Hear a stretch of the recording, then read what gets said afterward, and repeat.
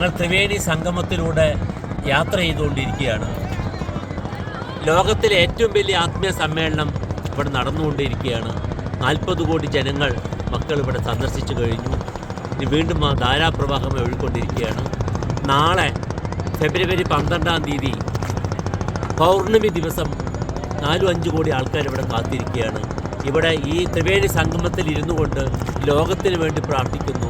ഭഗവാൻ ശ്രീ നാരായണ ഗുരുദേവൻ പറഞ്ഞ ആ മഹാമന്ത്രം, ആ പ്രാർത്ഥന, ലോക സമാധാനം.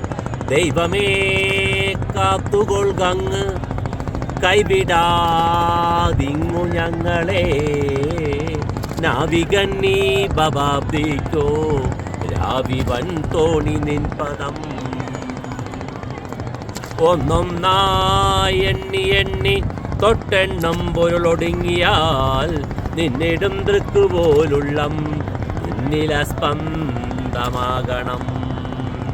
അന്നവസ്ത്രാതിമുട്ടാതെ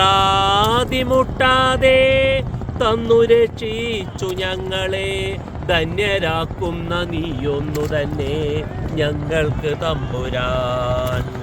ആഴിയും തിരയും കാറ്റും ആഴവും പോലെ ഞങ്ങളും, മായയും നിൻ മഹിമയും നീയും എന്നുള്ളിലാകണം. നീയല്ലോ സൃഷ്ടിയും സൃഷ്ടാവായതും സൃഷ്ടിജാലവും, നീയല്ലോ ദൈവമേ സൃഷ്ടിക്കുള്ള സാമഗ്രിയായതും.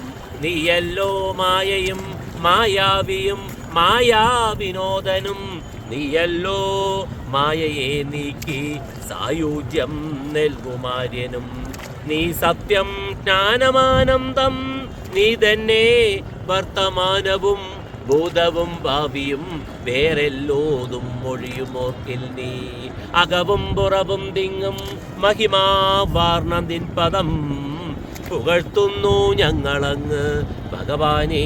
ജയിക്കുക ജയിക്കുക മഹാദേവ ദീനാവനപരായണ, ജയിക്കുക ചിദാനന്ദ ദയാസിന്ധു ജയിക്കുക. ആഴമേറും നിന്മകസാം ആഴിയിൽ ഞങ്ങളാകവേ, ആഴണം വാഴണം നിത്യം, വാഴണം വാഴണം സുഖം.